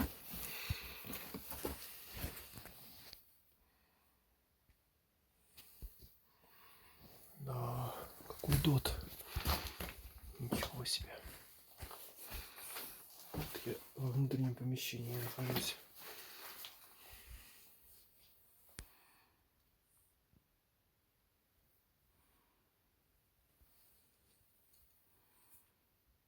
До этого дот я посещал вот эти вот только вот стены были сохранены, а здесь, получается, было пусто.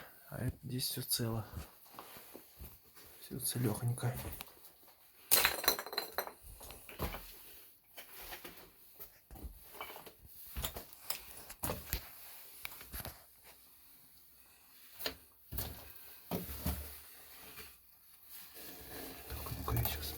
пролезу. Я пролез в довольно узкую щель. И вот вышел обратно в место, где я был.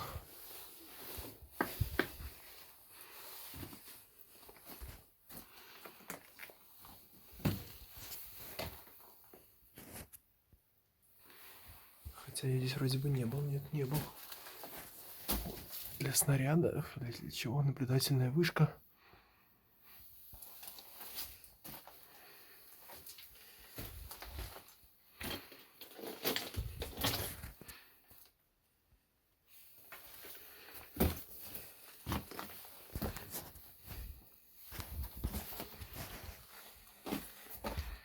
Сюда что-то клали, может быть, снаряды. Ну и вот колодец. Кстати, с чистой водой.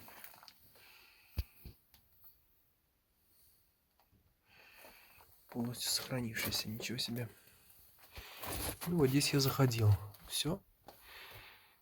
Я стою на месте убежища Му-23.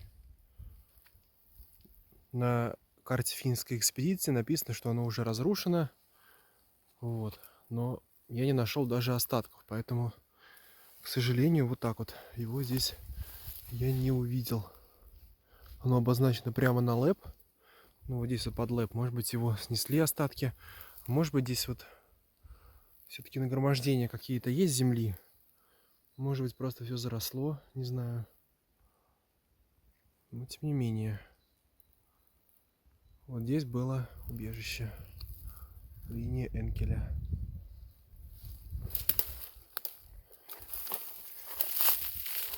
От прошлого дота я шел вдоль лэп. Вот. Это быстрее.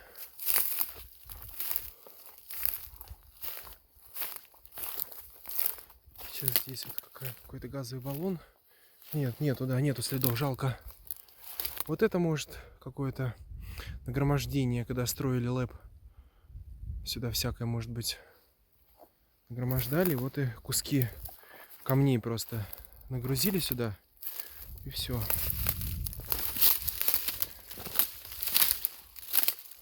Короче, вот так вот.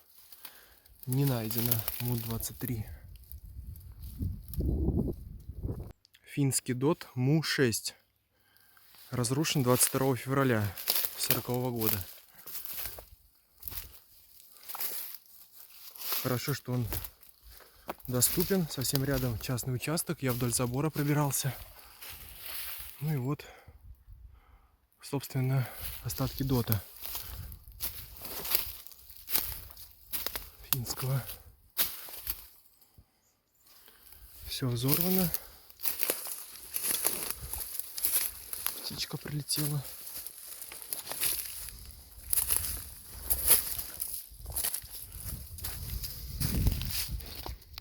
Вот так вот.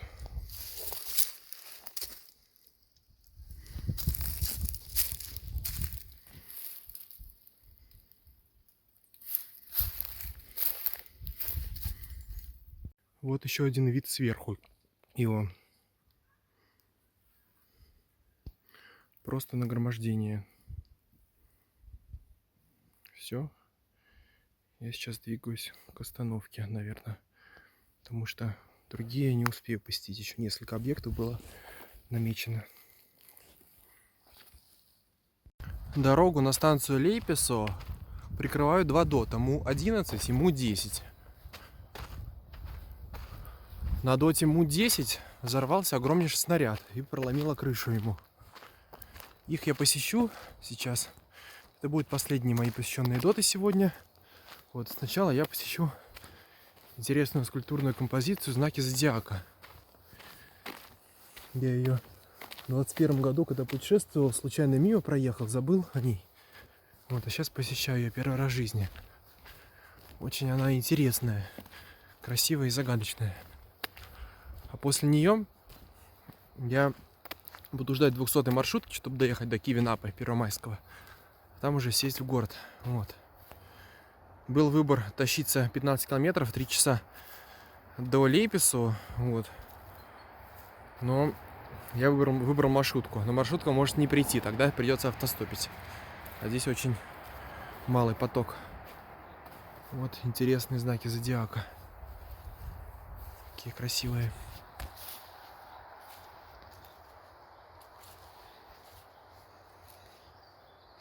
Загадочные.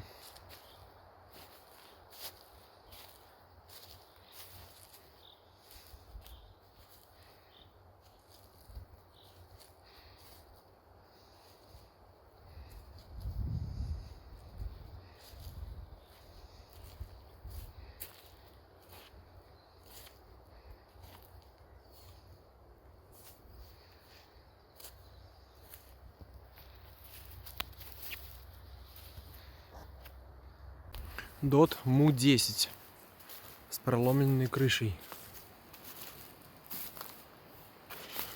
Завален мусором, потому что у дороги.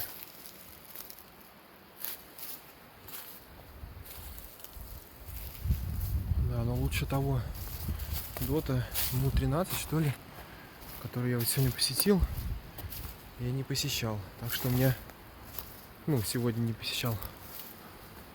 Все они типичные, но лучше всего сохранился именно тот, куда можно внутрь войти. Колодец с чистой водой. В общем, лидеры всего похода этого двухдневного — тот Дот и убежище Хе-3. Хеньёки-3. Вот, целая, сохранившаяся полностью.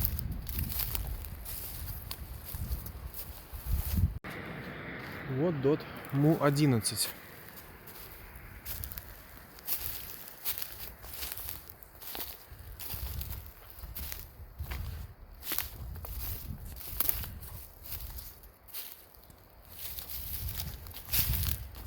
Написано, что он частично сохранился.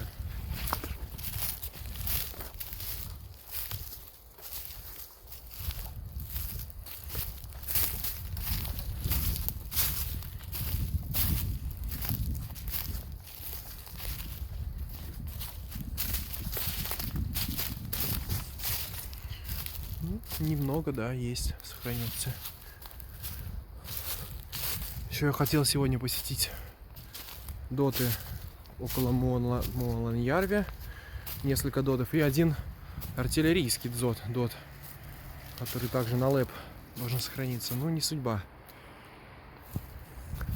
Вышел я в 11 часов поздно, потому что, хотя даже если бы я бы встал в 8, я бы вышел бы в 10 где-то. Поэтому так, видимо, судьба решила. Я летом здесь еще, скорее всего, буду приезжать на велике. На Тариковское озеро заеду, усадьбу сниму, там бывшие руины. Вот. Покупаюсь обязательно и, думаю, заеду на берег озера Муаланьярви. Посещу там 2 дота. Ну, один дот, а другой к моему убежищу. Вот. Ну и тот дзот, хотя не знаю, там заросли будут. Вот так вот. Так, поход окончен. Я очень-очень рад. Он был очень крутой. Мне очень понравилась моя ночевка. Вот и все.